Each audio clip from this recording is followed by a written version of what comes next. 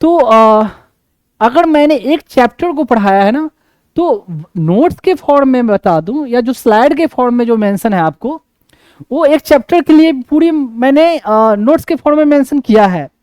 पर एक चैप्टर को पढ़ाते वक्त मैंने डिफरेंट कई चैप्टरों को कवर किया है। जैसे उसमें कोई नाम भी आया, कोई डिटेल कुछ के बारे में आया, तो उसको मैंने डिटेल उसी समय मैंने खत्म कर दिया है।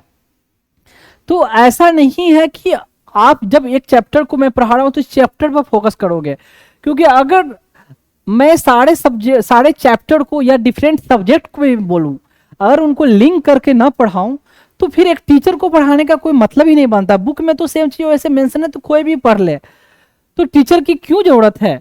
टीचर की जरूरत है कि आप अच्छे तरीके से समझ सके, और अच्छे तरीके से आप तभी समझ सकोगे जब मैं सारे को आपको लिंक करके पढ़ाऊंगा। ठीक है, तो आप इसका इंतजार आप नहीं करोगे कि वो चैप्टर जब आएगा तो ही मैं पढ़ूंगा। मैं क्लियरली बता दूं, मैंने अगर मेरा आप 1 घंटे का वीडियो अगर आप सुनते हो, तो उसको आपको कवर करने के लिए 4 to 5 आवर आपको पढ़ना पड़ सकता है।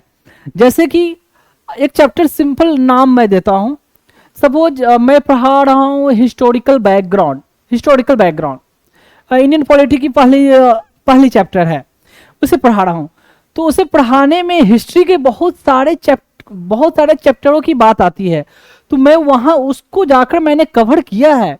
तो जब भले ही आप ये चैप्टर एक पढ़ रहे हो, पर जब मैंने उन हिस्ट्री वाले पर्सपेक्टिव को भी कवर किया है, मॉडर्न हिस्ट्री हो या एंशिएंट हो, व्हाटएवर हो या मिडिवल हो, ठीक है, या कोई फिजिक्स का